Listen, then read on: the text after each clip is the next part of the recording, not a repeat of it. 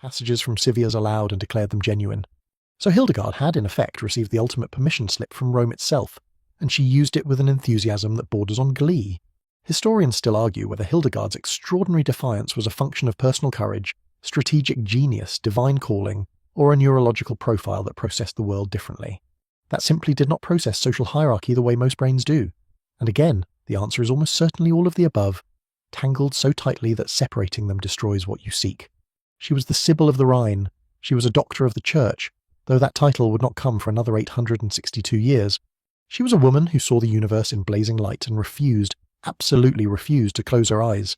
She died in 1179, at the age of 81, and on the night of her death her nuns reported that 2 streams of light appeared in the sky above the monastery, crossing to form a bright cross, which is either a miracle or a coincidence, or the kind of thing that happens when a person's entire life has been so saturated with light that even the sky decides to join in. You choose. Hildegard almost certainly already knew the answer, and now, perhaps, so do you. We leave the Rhine, the convent, the vineyards, and the slow grey river, and walk south into Italy where the sun is harder and the dust is thicker. The religion there is louder, more physical, and considerably more likely to involve a man taking off all his clothes in a public square. Because we need to talk about the holy fools, and to do that we need to talk about Francis of Assisi, and to talk about Francis we need to talk about Brother Juniper. And to talk about Brother Juniper we need to talk about a pig. Specifically, a pig's foot.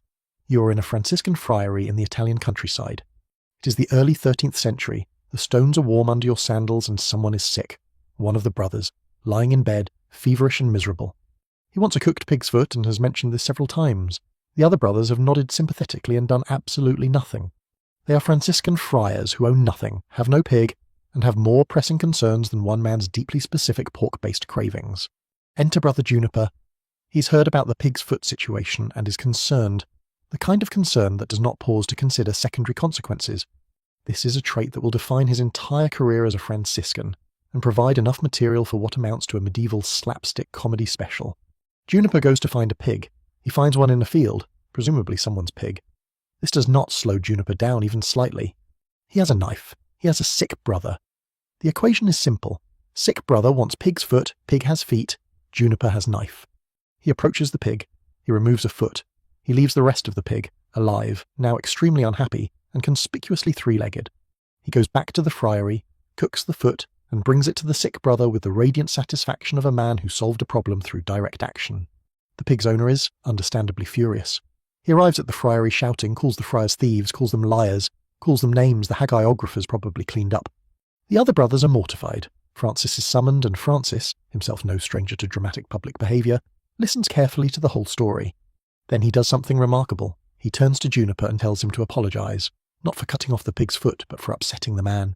When the pig's owner continues to rage, Francis sends Juniper back out, and Juniper processes the instruction to make it right through a very particular mental filter. Juniper finds the man and tries to convince him that the pig should be glad to have lost a foot for such a charitable cause. He embraces the man, kisses him, and is so overwhelmingly sincere that the pig's owner eventually gives up, slaughters the rest of the pig, and donates the meat to the friars. This is not an isolated incident. This is Tuesday for Brother Juniper. The stories pile up. He gave away his clothes so often that other friars were ordered to stop him. He was found playing on a seesaw in Rome, a grown friar in his habit on a children's seesaw, and when questioned did not understand why this was inappropriate. He once prepared 2 weeks' worth of food all at once, dumping everything into a single enormous pot. Porridge, eggs, vegetables, and scraps. Brother Juniper seemed genuinely confused when the other brothers declined to eat his chaotic stew, staring at the rejected pot with bewildered innocence. He cut bells and silver ornaments off church altar cloths to give to the poor, and could not understand why the sacristan was upset, since the poor clearly needed silver more than any altar did. The other friars called him a lunatic, a disgrace to the order, simple, foolish, a liability. Francis, who talked to animals, threw himself into thorn bushes and reportedly developed stigmata, looked at Brother Juniper and said, "Would to God I had a whole forest of such junipers." A whole forest, not one embarrassing juniper to be tolerated, but a whole forest of them. This is where the concept of holy foolishness becomes genuinely radical. What Francis is saying is that Juniper's literal mindedness, his inability to grasp implied social rules, his tendency to take instructions at face value, these qualities are not flaws, they are gifts. They are, in Francis's framing, closer to God than the smooth social competence of people who always know the right thing to say. Francis called his friars jugglers for God. Joculatores domini. A juggler entertains. A juggler breaks the normal flow of things, throws objects into the air and catches them in unexpected ways. People stop and stare, and for a moment the ordinary rules of the world are suspended, and something playful and strange and free takes their place. The tradition of holy foolishness is older than Francis, going back to Paul's first letter to the Corinthians, "We are fools for Christ's sake." It winds through the Eastern Orthodox tradition, where holy fools, a Eurodivian Russian, deliberately behaved in shocking ways, wearing rags, sleeping in streets, shouting prophecies in the marketplace. The holy fool's job was to be a mirror, so far outside the norms that the norms themselves became visible, became questionable, became, just for a moment, absurd. The holy fool tradition created a space, a social, theological, cultural space, in which being profoundly, unmistakably different from everyone around you was not just tolerated, but venerated. If you could not read social cues, that was because you were reading divine ones. If you could not understand why people cared about money and status, you understood something more important. If your behavior was bizarre and incomprehensible to the people around you, that was because you were operating on a frequency that ordinary people could not receive.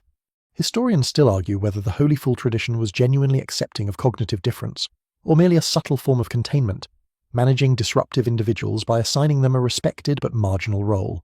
There is real evidence on both sides. Some holy fools lived comfortable lives within their communities, beloved and protected. Others were beaten, imprisoned, or killed. Their holiness was recognized only after they were safely dead, and for someone like Brother Juniper, whose mind worked differently, the Franciscan friary offered something remarkable. It offered a context in which his differences were not just accepted but celebrated, a framework in which his inability to be normal was reframed as a refusal to be worldly. A community looked at his most baffling behaviors and said, "Yes, more of that, a whole forest of that." Whether Juniper was autistic is a question we cannot answer with certainty. He lived 800 years ago. We have hagiographic accounts, not clinical assessments, but the pattern is there, shimmering under the surface like Hildegard's visions. And it tells us something not just about Juniper, but about the medieval world, that it had spaces for different minds, strange spaces, holy spaces, spaces that came with costs but spaces nonetheless. Now come with me to Norwich. It is the late 14th century, and England smells the way 14th century England always smells, strongly and with great variety and not always pleasantly. You're walking through narrow streets that twist like anxious thoughts, past timber-framed houses that lean toward each other conspiratorially, past a market where someone is selling eels. Someone else is arguing about the price of wool. You're heading for a church, the Church of St. Julian, which sits near the River Wensum. It sits in a part of Norwich that is old even by Norwich standards, and Norwich, as a city, is old by anyone's reckoning.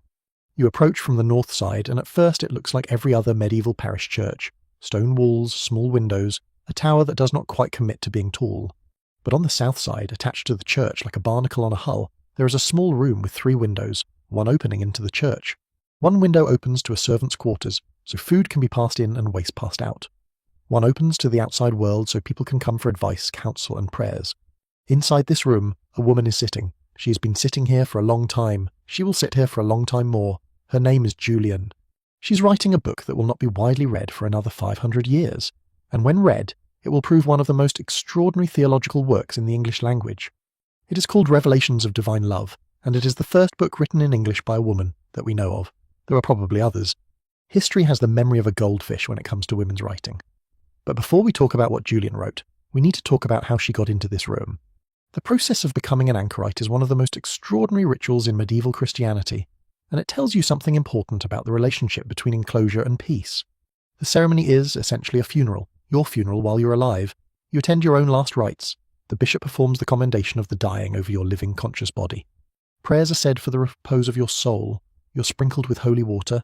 In some accounts, you lie prostrate while the office of the dead is recited over you. You are, in the eyes of the church, dying to the world. The person you were is ending. The person you are becoming, the anchorite, the enclosed one, is being born. And then you walk into the cell, and in some versions of the ceremony, the door is walled shut behind you, bricked up, sealed. You are in. The world is out. You will stay in until you die, at which point the wall opens, your body is removed, the cell cleaned, and eventually someone else will walk in and the wall will rise again. Let that settle for a moment. A person, voluntarily, with full knowledge of what they are choosing, decides to be walled into a small room for the rest of their life. No travel, no variety, no spontaneous decisions, no crowds, no markets, no weather on their face except through 3 small windows, the same walls, the same light, the same prayers, every day. Your first reaction probably is horror, the reaction of a mind that values freedom and movement and novelty and choice. But consider the possibility that for some minds, this is not horror. For some minds, this is relief. Think about what anchoritic enclosure eliminates: unpredictability, the need to navigate crowds, to read facial expressions, to decode constantly shifting social dynamics. It eliminates the noise of a medieval town, the shouting, hammering, bells, animals, and people, always the people, wanting things, expecting things, communicating in ways that are exhausting to decode. Anchoritic life removes all of that. It replaces chaos with order and replaces the terrifying openness of the world with 3 windows, a set of walls, and a schedule that never ever changes. The Ancrain Vissa, a guide for anchoresses written in the early 13th century, describes the daily routine in detail that borders on the obsessive, and I mean that as a compliment. When to pray, when to eat, when to sleep, how to arrange the cell, what to wear, how to sit. A manual for the most controlled, predictable environment medieval technology could produce. By the 15th century, the anchoritic life had become so popular among women that there were twice as many female anchorites as male ones. Historians still argue whether this gender imbalance reflects genuine preference, lack of other options for women seeking autonomy, or some combination that resists simple explanation. The answer is